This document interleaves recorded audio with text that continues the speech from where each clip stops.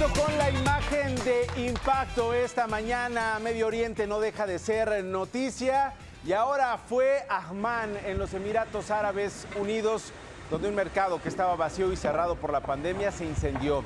Llamas y columnas de humo negro, mire, envolvieron una extensa área. Un hospital cercano fue desalojado y hasta el momento no hay víctimas que lamentar. Las autoridades ya investigan las causas de la conflagración. Y una serie de explosiones se reportan ahora en Hyesan, en Corea del Norte, cerca de la frontera con China, donde 15 personas fallecieron.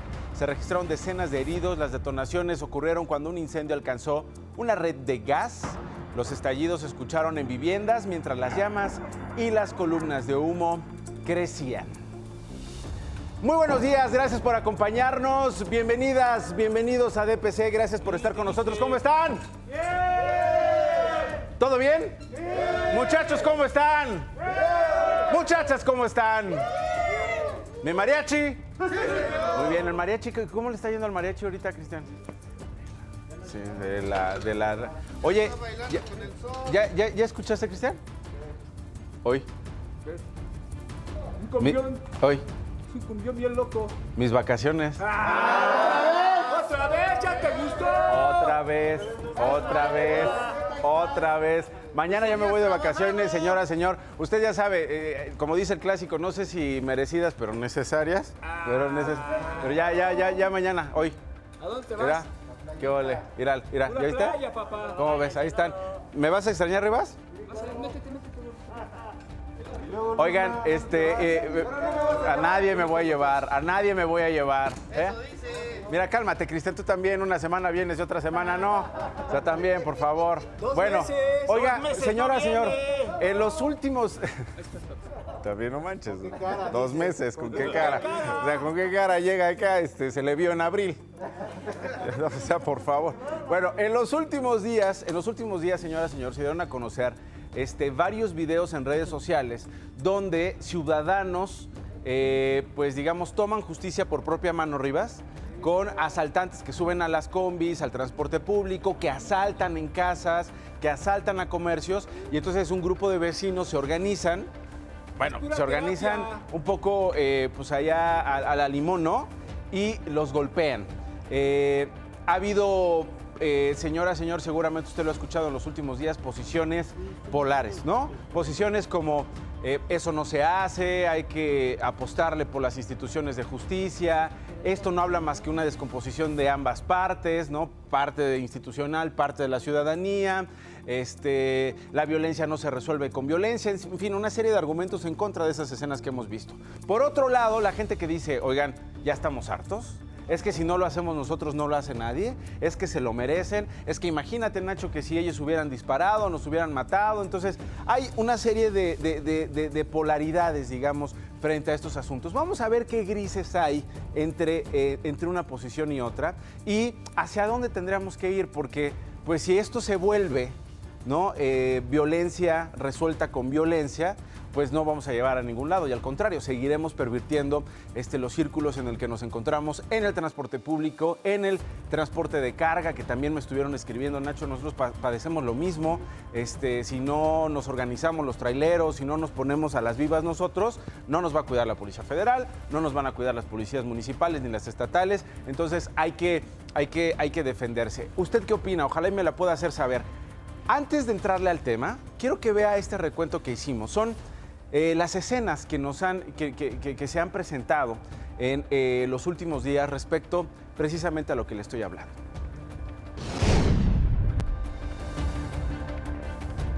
El primero se lo dimos a conocer aquí en DPC y sucedió el pasado viernes en la carretera federal México-Texcoco, en el Estado de México. Un par de hombres intentó asaltar una combi. A la unidad solo alcanzó a subir uno de los asaltantes. Su cómplice se quedó en la calle. Al verse solo y desarmado, el sujeto trató de bajarse. Los usuarios lo detuvieron y lo golpearon. ¡Ya estuvo la madre!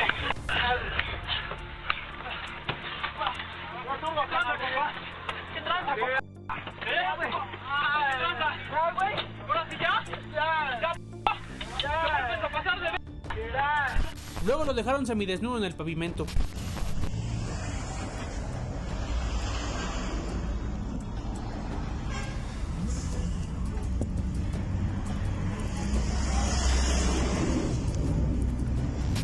El martes se dio a conocer un video donde habitantes de la colonia Atlanta, en el municipio de Cuautitlán Izcalli, también en el Estado de México, sometieron e hicieron llorar a un presunto ladrón quien clamó por su vida al verse golpeado en constantes ocasiones.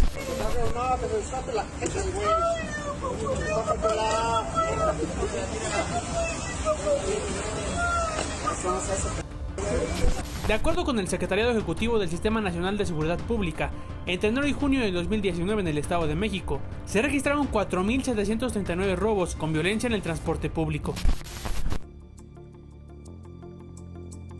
En varios estados ya es un problema muy importante el robo, digamos, en el transporte público, que es un delito que además a la gente le duele de forma directa porque es un transporte que tiene que utilizar para las labores. El lunes, en otro hecho de hartazgo, en la avenida Miguel Ángel de Quevedo, alcaldía Coyoacán, en la Ciudad de México, dos sujetos trataron de despojar de sus bienes a un cuentahabiente. Un grupo de hombres que se percató de los hechos, los atrapó y los golpeó.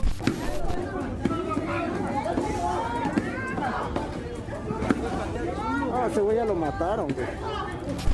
También el lunes, un grupo de comerciantes del mercado de Cuemanco en Xochimilco golpearon a un hombre a quien acusaron de robar sus flores. En el video se aprecia un grupo de personas pateando y golpeando con palos al presunto delincuente.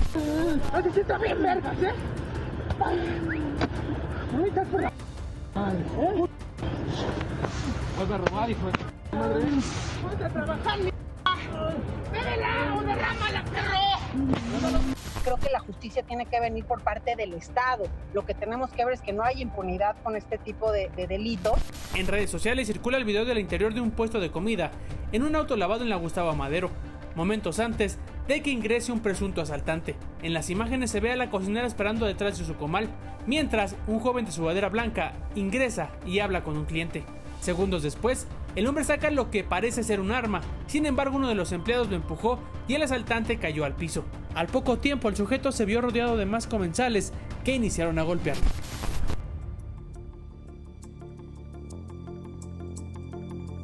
Los hechos ocurrieron el pasado 22 de julio. De acuerdo con datos de la Fiscalía General de la Ciudad de México, de enero a julio de 2019, se registraron 2.389 robos con violencia y 2.759 sin violencia en el transporte público.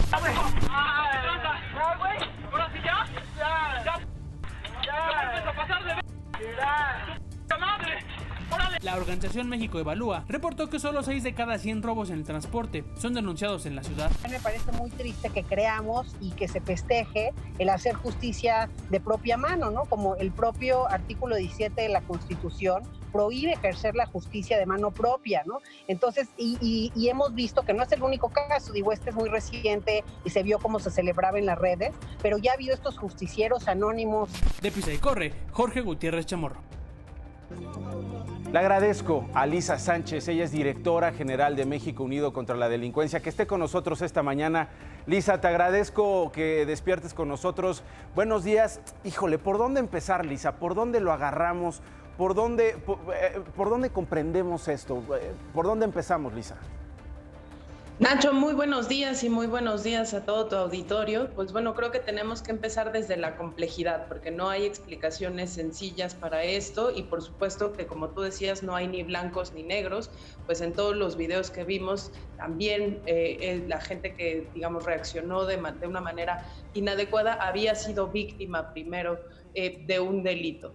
Es bien importante contextualizar que tanto el robo a casa habitación como el robo a negocio, como el robo en el transporte público, es algo que afecta muchísimo a la sociedad, como decía Eunice en la nota, no solo porque significa un daño patrimonial, sobre todo para las clases sociales que más trabajo les cuesta generar un ingreso, sino porque, digamos, son presas permanentes de este tipo de delito, en el sentido en el que tienen que seguir utilizando esos transportes, pues sí, tienen que seguir presentándose a trabajar no y sobre todo opción, porque... Lisa, no tienen opción, no tienen guaruras, no tienen suburbans, no tienen escoltas, no tienen lo que la clase política que luego llega a esos puestos de poder después de ofrecer en campaña, se va a acabar el robo a transporte, se va a acabar el robo a casa habitación, son los que una vez que llegan al poder ya tienen todos los elementos para sentirse protegidos y se olvidan de los que los hicieron funcionarios públicos, que al final de cuentas son sus patrones y pagan las consecuencias de la descomposición, Lisa. Completamente, y a eso justamente iba, que es el punto en el cual este tipo de robos normalmente son del conocimiento de la autoridad en términos macro, es decir, las autoridades siempre saben cuáles son las rutas del transporte público que presentan más incidencias, saben cuáles son los puntos, porque se hacen mapas de riesgo en donde la victimización se presenta con mayor frecuencia, etcétera, y normalmente lo que pasa es que en tanto que no los utilizan, en tanto que no se tienen que presentar, digamos, en esos puntos, pues simple y sencillamente no se hace. Luego viene la parte del otro lado de la responsabilidad ciudadana también, que hay que señalarla, donde justo el dato que dabas de México Evalúa y que nosotros hemos también seguido de manera como muy puntual con los censos de justicia de INEGI, es el tema de la cifra negra de estos delitos, ¿no? Claro. Por cada 100 delitos lo que no se denuncia, eso es una cifra negra. Los que no van a denunciar porque dicen, a ver, voy a denunciar porque además hay una revictimización. Fui víctima de un asalto, voy al Ministerio Público, me tratan mal, me extorsionan y me vuelvo víctima de otras circunstancias. Completamente, digamos, y entonces la autoridad lo que tiene es el pretexto perfecto para escudarse en, pues a mí solo me han llegado 6 denuncias, esto no se presenta como un problema de una magnitud importante, y además cuando llegan las denuncias muchas veces lo que tiende a pasar es que porque los montos fueron pequeños o porque no se utilizó violencia en la mayoría de los casos, pues entonces la autoridad no tiene los incentivos suficientes para perseguir esto. Ahora, bien importante decir, Nacho, que lo que hemos estado viendo y es muy peligroso es que este tipo de victimizaciones o este tipo de delitos antes se cometían con mucha menos violencia con la que hoy se cometen. Okay. Entonces nos trae un segundo grado de complejidad, que es el tema de la aportación de armas de fuego, el uso de esas armas y muchas veces que el robo simple termina transgrediendo en lesiones u homicidios, que esa es otra cosa que sí le debe importar muchísimo a la autoridad y que es también gran parte del miedo que motiva a la sociedad a este tipo de reacciones. A esas reacciones. A ver, cuarto grado de complejidad, si me permites claro, por favor. hacerla, que creo que es bien importante también para que la sociedad no normalice estas escenas y no participe de estos excesos de fuerza que vimos en todos los videos. El ser víctima de un delito, si bien te da la posibilidad de la legítima defensa o de la defensa propia, ¿no?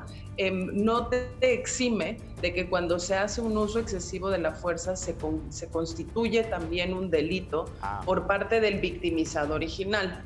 Entonces hay que tener mucho cuidado porque justamente pues, cuando se dan este tipo de sucesos lo que hay que hacer siempre es buscar a una autoridad, intentar resguardar la integridad física propia, pero sí es muy importante que esto se resuelva justamente por los casos institucionales y que lo denunciemos, ¿no? Por una parte, pero y dos, que cuando podamos recurrir a una autoridad para que sea la autoridad quien inmovilice, preferir hacerlo a tomar justicia por propia mano, porque entonces también nos estamos poniendo nosotros en riesgo de configurar un delito contra nosotros mismos. Eso es importante, porque eso te iba a preguntar. Quienes forman parte de estos linchamientos pueden ser acusados de delitos contra quienes en un primer lugar habían sido los victimarios. Eso por un lado.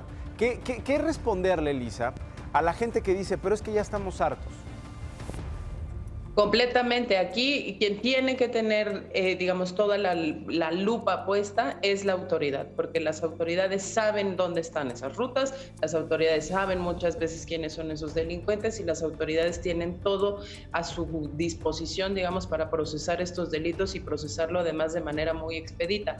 Acuérdate que existen incluso los mecanismos alternativos de resolución de controversias en donde si se trata de un robo que fue meramente la extracción ilegal del patrimonio de alguien, se puede obligar a la persona a resarcir ese daño, a reparar ese daño patrimonial. Sí. La gente tiene razón en estar harta y creo que lo que necesitamos es más bien canalizar esa energía en una acción colectiva de exigencia, que justamente lo que nos permita es tener un transporte no solo más seguro en términos de supervisión policial o de presencia de elementos policíacos o de autoridades ministeriales en general, sino de un transporte regulado. una de las cosas que ha posibilitado justo que el transporte público sea el lugar en donde más gente es robada, asaltada, abusada. Recordarás el caso gravísimo de Valeria hace unos años, ¿Cómo no? ¿no? Sí, Una sí, chica fue abusada y después Sí. ultimada por su violador en un transporte público también en el Estado de México. Sí. Es precisamente que esos transportes están completamente desregulados. No Sí. sabemos quién es la persona que lo maneja, no De sabemos acuerdo. quién es el propietario de las unidades, no sabemos absolutamente nada de cómo funcionan. Entonces, volquemos esa energía en ese tipo de exigencias, acerquémonos justamente a las organizaciones, a las actividades comunitarias. Por ejemplo, hay redes comunitarias en municipios conurbados con el Estado de México, como Azcapotzalco, en donde le hemos podido dar la vuelta a esto, justamente porque la sociedad es capaz de mapear esas incidencias para obligar a una autoridad que ya no se puede hacer guaje en buen español. Sí, en muy buen español. Creo que le estás dando al clavo. Qué privilegio de verdad tenerte, Lisa. Yo nada más tendría una última reflexión.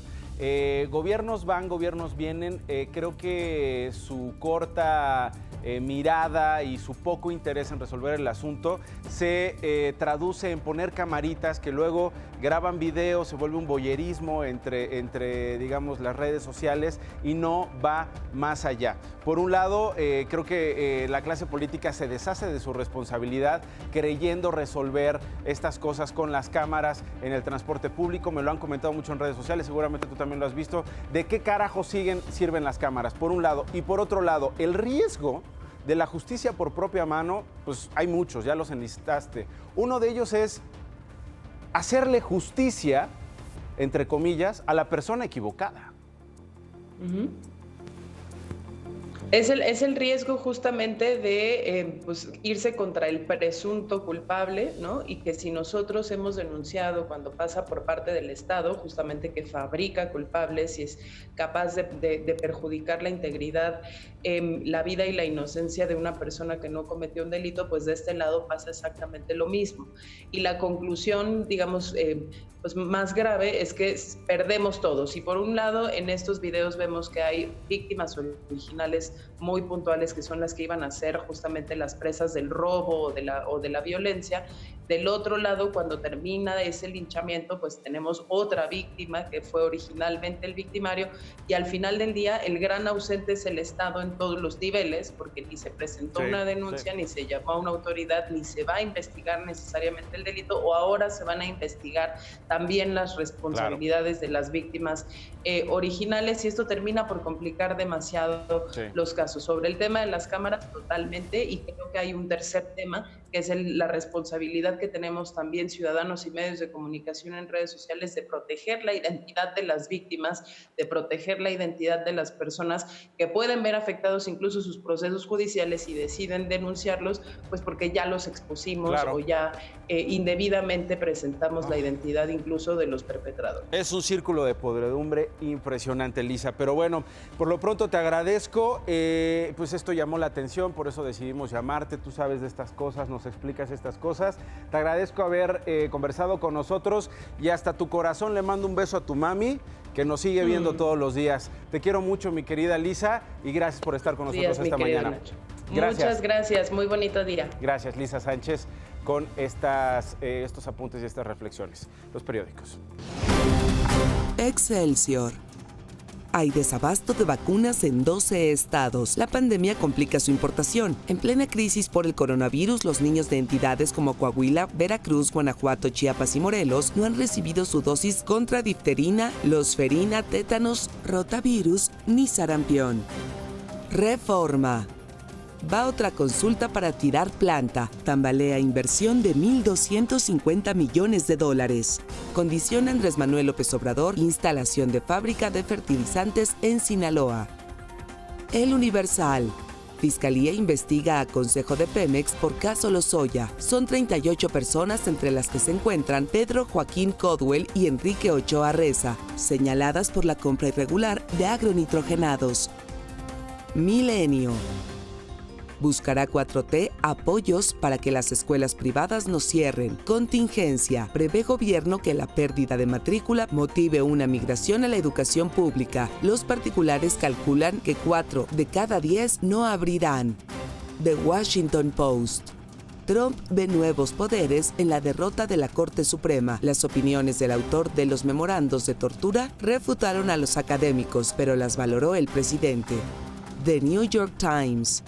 Tras la estela de COVID, la tuberculosis se recupera. A medida que el coronavirus consume recursos sanitarios, reaparecen otras enfermedades. El País. Sánchez zanja ante Iglesias y sus ministros el debate sobre la corona. El presidente aprovechó el consejo para lanzar un alegato de defensa de la monarquía y darle un nuevo impulso de gobierno. Esta mañana muchos temas de los que todo México está hablando, entre ellos, por ejemplo, los audios que se filtraron, Cristian, del secretario de Medio Ambiente, hablando de la 4T de una manera que hasta parecía columnista, hermano. O sea, a ver si un día viene y nos escribe acá unos guiones, ¿no? ¡Qué manera! Se lo vamos a presentar más adelante. Pero antes, esta semana fue la semana del encontronazo entre un grupo de gobernadores contra Hugo López-Gatell, el subsecretario de Salud. Lo quieren fuera, no quieren hablar con él. Y no me rajo. Con la entrada en vigor del semáforo epidemiológico en el que, dependiendo del color, cada estado permite la apertura escalonada de las actividades económicas, surgieron algunos problemas entre 9 gobernadores y el subsecretario de Salud, Hugo López-Gatell. Se lo dijo el presidente ayer, yo ya no puedo combatirle, tengo una cifra que no sé de dónde sacan. Se ha equivocado en estas ya cientos de conferencias que ha dado a lo largo de estos 5 meses de pandemia. Hay contradicciones, desde luego, pero mal que bien, y si lo vemos con estadísticas mundiales per cápita, México finalmente no lo estaría haciendo todavía tan mal. Cada semana se cruzan datos sobre la pandemia de la COVID-19 entre las autoridades federales y estatales para determinar el color del semáforo y así cada 15 días se vaya modificando. Pero el viernes 10 de julio comenzaron los sombrerazos. Decidimos hoy no presentar el semáforo. ¿Por qué razón? Porque identificamos que la información que se transfiere para evaluar el semáforo no es consistente en todos los estados. Para el 30 de julio, López-Gatell advirtió que si no se apegaban a la orden, habría sanciones administrativas y penales. No hubo amago, no va a haber amago, nunca. Y nuestra manera de actuar es por el diálogo, no por la fuerza, por la razón. Llegó el 31 de julio y los gobernadores de Aguascalientes, Martín Orozco, de Coahuila, Miguel Riquelme, de Colima, Ignacio Peralta, de Durango, José Rosas Aispuro, de Guanajuato, Diego Sinué, de Jalisco, Enrique Alfaro, de Michoacán, Silvano Aureoles, de Nuevo León, Jaime Rodríguez Calderón y de Tamaulipas, Francisco Javier Cabeza de Vaca, pidieron la renuncia de López-Gatell. Yo creo que no tendría que renunciar. A mí me gustaría que reconociera los negros del arroz, los defectos en los que ha incurrido. El lunes, el gobernador de Jalisco, Enrique Alfaro, se dejó ir. ¿Por qué no estamos de acuerdo con ese semáforo? Y lo que nos parece inadmisible es que por cuestiones de carácter político. A López-Gatell lo respaldaron el coordinador de Morena en el Senado, Ricardo Monreal, el de los diputados, Mario Delgado, y la jefa de gobierno de la Ciudad de México. ¿Hay diferendos? Pues sí hay diferendos, pero eso no se tiene que traducir en pedir la renuncia de un subsecretario. Nosotros apoyamos al doctor López-Gatell, ha hecho un buen trabajo y vamos saliendo. Es un tema muy doloroso. El presidente se reunirá con todos los gobernadores en San Luis Potosí dentro de 10 días. Y los acabo de ver y acabo de platicar con ellos, con el gobernador de Jalisco, con el gobernador de Guanajuato, con el gobernador de Colima, pero yo estoy abierto al diálogo. Lo que está demostrado es que cada que el presidente va en gira a una entidad federativa, incluso si hay un gobierno de oposición, ya frente a la agenda diaria de los muchos temas que cruzan la federación con los estados, al final actúan responsablemente. Ahí está la opinión de Jorge Cepeda Patterson. Allá está la controversia. Al final del día, más allá de la politiquería, señora, señor, los muertos, los contagios. La Secretaría de Salud Federal reportó 6,139 casos nuevos de coronavirus en nuestro país. Con esta cifra, llegamos a 456,100 contagiados. Ahí están los resultados. ¿Por qué llegamos a estos contagios? Luego, súmele 829 decesos por coronavirus, COVID-19. El acumulado son 49,698. ¿Por qué estamos a punto de llegar a los 50,000 muertos? ¿Por qué? ¿Por qué no se evitaron estas muertes? ¿Qué hicimos mal los ciudadanos? ¿Qué hicimos mal los medios de comunicación? ¿Qué hicimos mal los poderes fácticos? ¿Qué hicieron mal las autoridades sanitarias? ¿Por qué llegamos a 50,000 fallecidos? Seguramente hoy rebasaremos los 50,000 fallecidos. Al momento se contabilizan 304,708 pacientes recuperados. Pero hay más.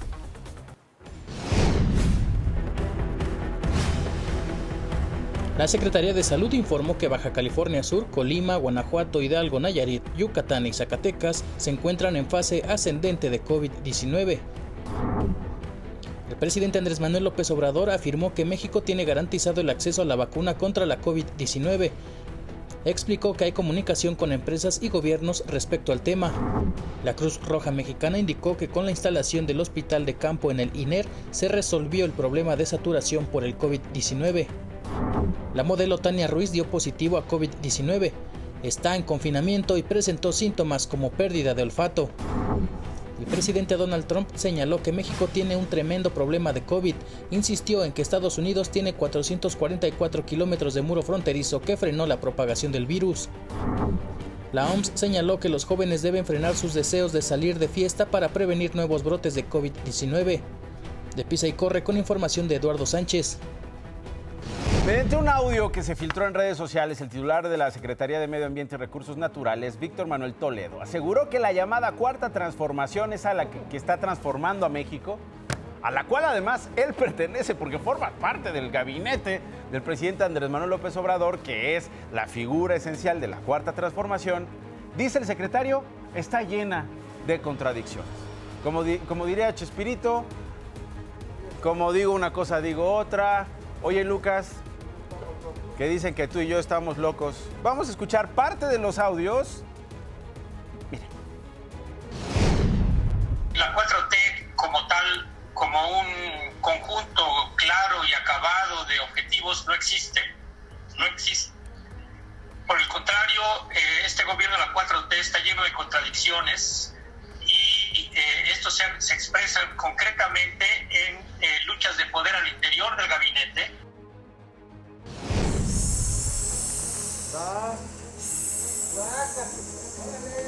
Luchas, ¿cómo hacen los bisteces? Por cierto, luchas de poder. Señala al titular de la oficina de la presidencia, Alfonso Romo, lo acusa de concentrar poder dentro del gobierno y bloquear proyectos. Alfonso Romo, que ha adquirido una enorme centralidad y poder dentro del gobierno dado por el presidente, es el operador principal para bloquear todo lo que efectivamente sea, digamos, en la línea de lo ambiental, de la transición energética, de la agroecología, todo el tiempo. Pero hay más. Además dijo que el presidente está en contra de un agronegocio lechero para impulsar un programa de desarrollo social. Escuche. No vamos a poder transitar a la agroecología de manera libre porque el presidente y la Secretaría de Agricultura y el jefe de presidencia están en contra de todo esto. Están en contra incluso hay que decirlo, están en contra del programa de Sembrando Vida, como lo han expresado. Y lamentó que a pesar de sus esfuerzos al frente de la Secretaría del Medio Ambiente, pues nada alcance. No estamos en un gobierno totalmente del lado nuestro. Adentro hay contradicciones muy fuertes y yo la verdad es que veo muy difícil, no debemos idealizar la 4T. La 4T, este gobierno es un gobierno de contradicciones brutal y toda nuestra visión que aquí la compartimos todos nosotros no está para nada en el resto del gabinete y me temo que tampoco está en la cabeza del presidente. Entonces hay que decirlo, plantear un plan B y aprovechar la situación de crisis global que hoy existe. Eso yo se los quería compartir porque hay que bajarnos a la realidad. ¿Quién va a desmentir al secretario? ¿Se aceptan las voces críticas al interior del gabinete? ¿Es cierto lo que está planteando? Habrá que ver. El presidente dice, va a reunirse con el secretario y a ver si no lo chispan o lo conservan para abrirse a la crítica. Puede ser, en una de ellas.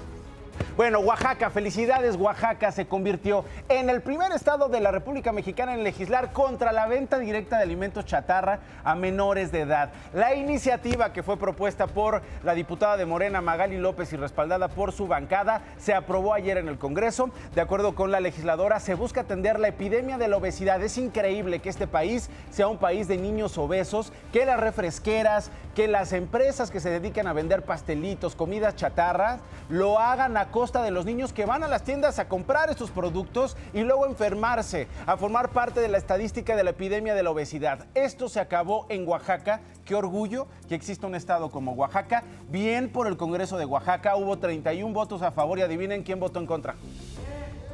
El PRI, papá. El PRI dijo, no, nosotros no podemos votar en contra. No podemos votar a favor de la salud de los niños. La diputada del PRI, Yarit Thanos, así como otros integrantes, pues bueno, de su grupo parlamentario, votaron en contra, pero finalmente se aprobaron las modificaciones al artículo 20 bis de la Ley de Derechos de Niñas, Niños y Adolescentes, con el cual se prohíbe la venta directa de menores. Por ahí decía la Coparmex, no, es que esto va a afectar a los changarritos, pobres changarritos, ya no. ¿Pobres changarritos? O sea, además suena chantaje. Por supuesto que nadie está en contra de que le vaya bien a los changarros y a los pequeños negocios, pero pues así como no se vende cigarros a menores, en teoría, ¿por qué les vamos a vender veneno embotellado, como dice Hugo López-Gatell, el subsecretario de Salud, que ahí sí, pues yo creo que todos estamos de acuerdo, a menores de edad que terminan obesos? Ahora la responsabilidad en el consumo de estos productos será de usted, padre, de usted, madre de familia, y de la comunicación que tenga con sus hijos. La modificación de la Ley de Derechos de Niñas, Niños y Adolescentes en el estado de Oaxaca entrará en vigor cuando sea publicada en el periódico oficial, es decir, en los próximos 15 días. Nadie discute la prohibición de la venta de tabaco y bebidas alcohólicas a menores de edad.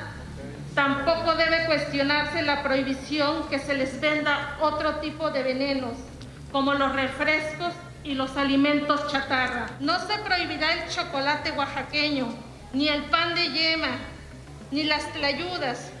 No cerrarán las tiendas de abarrote, ni se perseguirá judicialmente al tendero de la esquina. Bien, al Congreso de Oaxaca. Más noticias. Será el próximo domingo cuando el juez de control resolverá si vincula o no a proceso por el delito de secuestro a José Antonio Yepes, alias El Marro. El juzgador realizó la audiencia a través de una videoconferencia desde el penal del Valle de Santiago, mientras que el líder del cártel de Santa Rosa de Lima atendió los requerimientos del juez desde el penal de Puentecillas. Previamente, el juzgador calificó como legal la detención del Marro y de 5 de sus cómplices, todos detenidos el domingo pasado. El Tribunal Federal confirmó la vinculación a proceso de Rosario R. por el delito del ejercicio indebido del servicio público. La exsecretaria de Desarrollo Social seguirá internada en el penal femenil de Santa Marta, Acatitla. El 9º Tribunal Colegiado Penal en la Ciudad de México le negó un amparo en última instancia con el que pidió cancelar la resolución del juez Felipe de Jesús Delgadillo. En Uruapan, Michoacán, fue asesinado con arma de fuego el reportero Luis Eduardo Ochoa Aguilar. Los hechos ocurrieron en la calle Haz de la colonia Infonavit, Aguacates, en donde quedó sin vida el también profesor de comunicación de 29 años de edad. Peritos de la Fiscalía General del Estado realizaron las primeras investigaciones sobre el ataque, de las cuales se desprende que la víctima fue despojada de sus pertenencias y luego asesinada. La Fiscalía informó que trabaja para determinar si el homicidio tiene relación con el trabajo que desempeñó como periodista. La Fiscalía de Chiapas localizó a los 2 menores que participaron en el robo de Dylan Esaú, el niño de origen tzotzil de 2 años que fue sustraído del Mercado Popular del Sur en San Cristóbal de las Casas el pasado 30 de junio. Los 2 niños de 11 y 9 años dijeron que trabajaban recogiendo basura en los locales del mercado y que una mujer les pidió buscar a su hijo menor y que les ofreció 200 pesos. El secretario de Estados Unidos, Mike Pompeo, anunció una recompensa de hasta $10 millones por información que conduzca al arresto de cualquier extranjero que busque inferir en las elecciones. Pompeo no detalló si Washington tiene pruebas sobre la injerencia de algún país en específico. Anteriormente, la administración de Donald Trump acusó a China de intentar interferir en el proceso electoral estadounidense mediante ataques cibernéticos. Y eso nos da muchísimo gusto, mi querido Diego. ¿Cómo estás? Bienvenido a DPC, qué gusto saludarte. Muy bien, muchísimas gracias. Saludos también, sí, a la distancia, aunque sea. Oye, ¿cómo han sido estas semanas y estos meses de encierro, Diego? Tú que estás del tingo al tango, tú que no paras, estás rebote y rebote, hermano.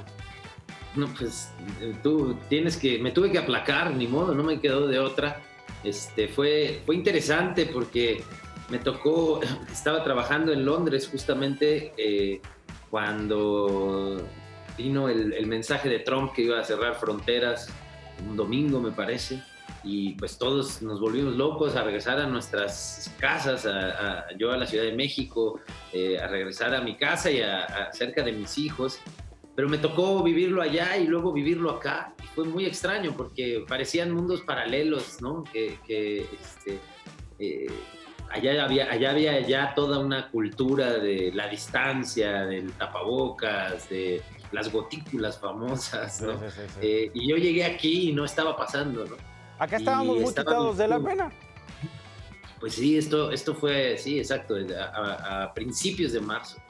Y de pronto pues me tocaron casos muy cercanos en la familia y me tocó vivir eso, una realidad que el resto del país no estaba viviendo. Entonces como que arranqué el confinamiento por decisión propia antes que el resto de la gente. Entonces sí, yo siento que ya me pasó una vida aquí. Ya sé. Pero la verdad es que desde el privilegio que tengo de poder quedarme en casa, de poder trabajar desde casa, también ha sido una época interesante, de mucha reflexión, de mucho análisis, como de conectarme. O sea, creo que este momento nos manda un mensaje muy claro, ¿no? Y seríamos muy tontos de no escuchar y de no reaccionar. Creo que es una oportunidad de reflexionar sobre lo que hemos creado, sobre quiénes somos, cómo nos relacionamos con el prójimo, con nuestro entorno. Yo creo que a mí me parece que es eso, es dentro del horror que significa y la pérdida que significa, y no puedo pensar en todas esas familias, ¿no? O sea, por cuánto se multiplica ese número de personas que han fallecido, por cuánto se multiplica en términos de la cicatriz que queda, obviamente, ¿no? Y del el proceso tan doloroso de despedir a alguien, pero también encuentro en estos momentos una oportunidad para darnos cuenta que sí podíamos hacer las cosas que no estábamos o no estuvimos dispuestos a hacer. Sí, y que descubrimos gente alrededor nuestra que a lo mejor no habíamos visto, ¿no? Con la que no habíamos charlado, que no habíamos incluso tocado, porque si te encierras con ellos, pues sí los puedes besar, sí los puedes tocar, en tiempos en que está prohibido besar, en tiempos en que está prohibido abrazar, en tiempos en que está prohibido dar la mano, a pesar de que necesitamos besos, abrazos y que te echen la mano.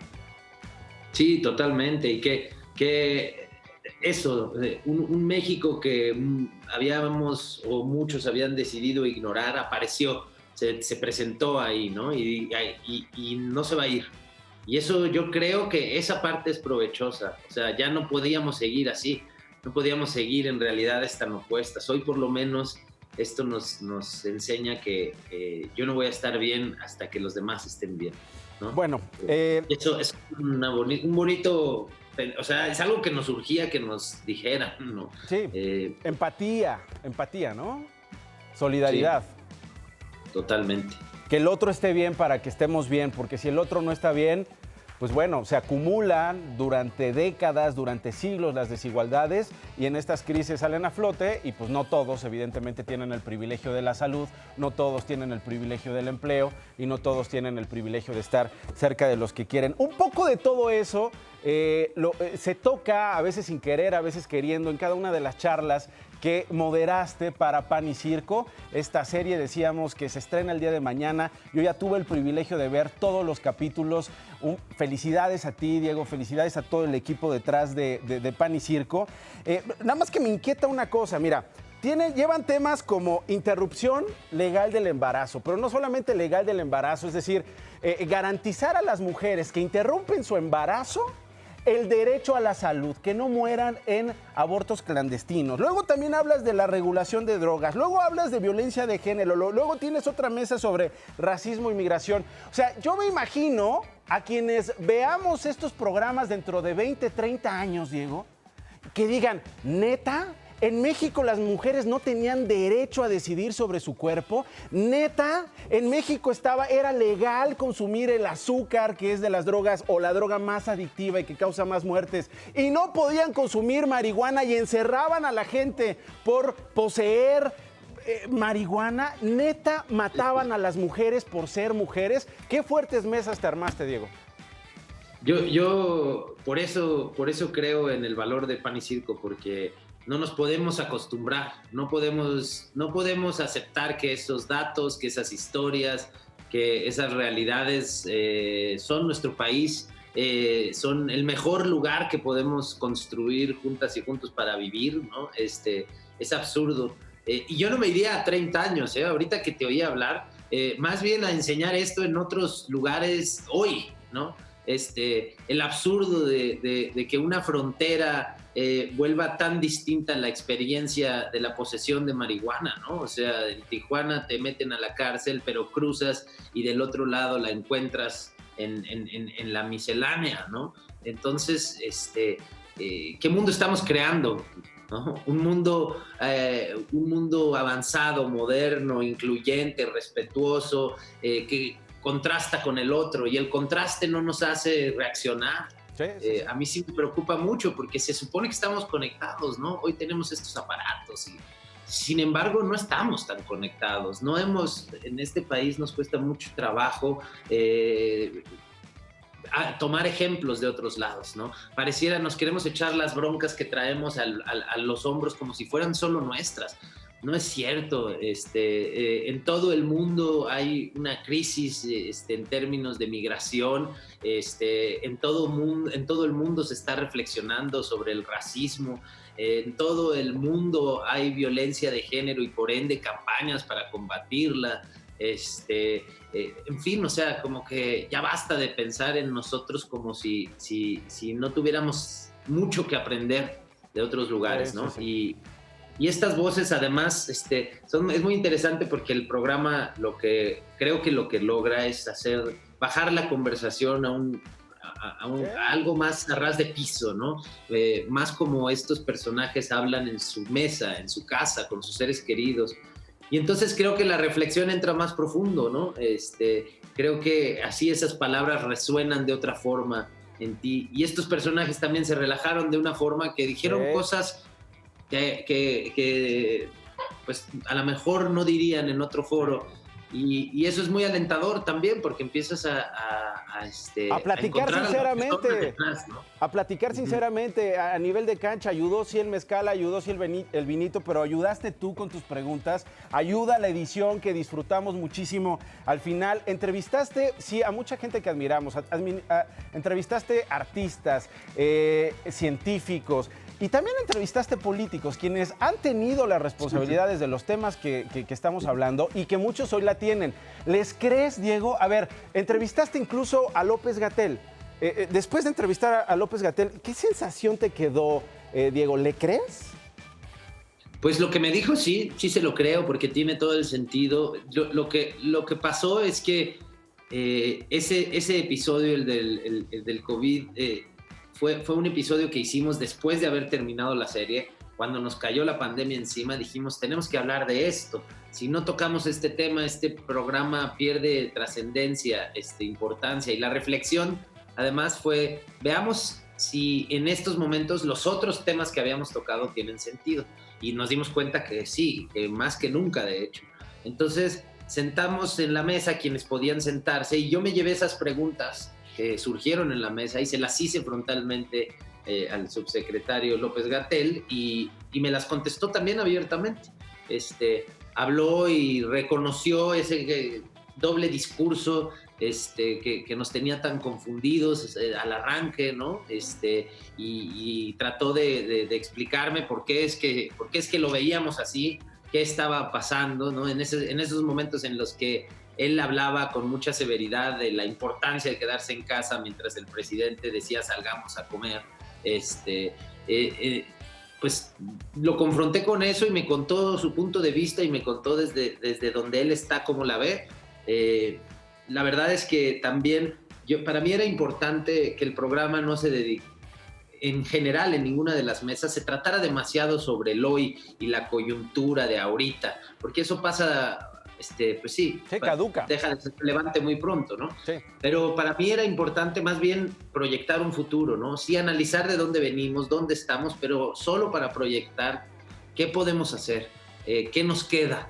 Y en el tema de la pandemia, pues sí fue muy duro, no nada más la opinión de él, sino de todas y todos los que estaban ahí, porque claramente hemos estado queriendo creer que esto va a acabar más pronto de lo que va a acabar. Sí. Y a mí me parece que debíamos darle la importancia que tiene este momento, para que no acabe nunca.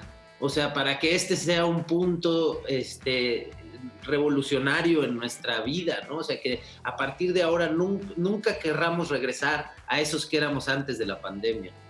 Si no tomamos este momento como eso, pues habremos perdido no va a servir una gran... de nada. Sí, habremos perdido una oportunidad. Diego, que te vaya muy bien. Muchos invitados que tuviste, yo veía algunos, por supuesto, no todos. Les decía, ay, ¿cuántas órdenes de aprehensión no va a haber después de Pan y Circo, hermano?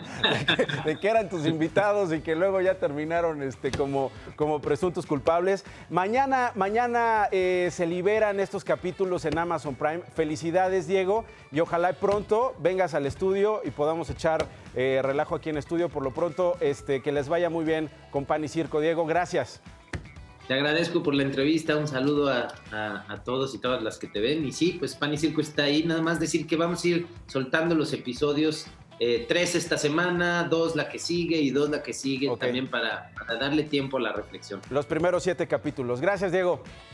Venga, hasta luego. Gracias, adiós, Diego Luna. En DPC ya llegó el momento de nuestra revista quincenal de puro chisme, señoras y señores. Pero antes de ir con información, ¿quién es el anunciante, mi querido Manolo? ¿Cómo estás? Buenos días. Muy buenos días, Nacho. Fíjate que ahora con el regreso a clases, nuestro famoso niño está incursionando en el mundo de la tecnología. Ajá. ¿Tú recuerdas el sitio El Rincón del Vago? Sí, cómo no, pues cuántas tareas no hizo Cristian ahí. Exactamente. ¿No?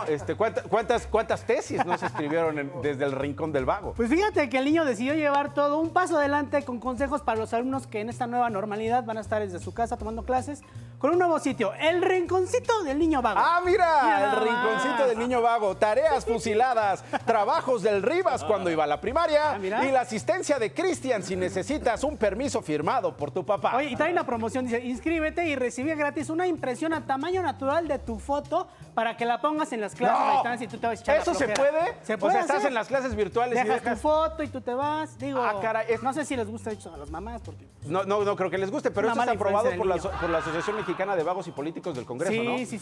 Oye, niño, por cierto, por favor, danos una explicación, niño.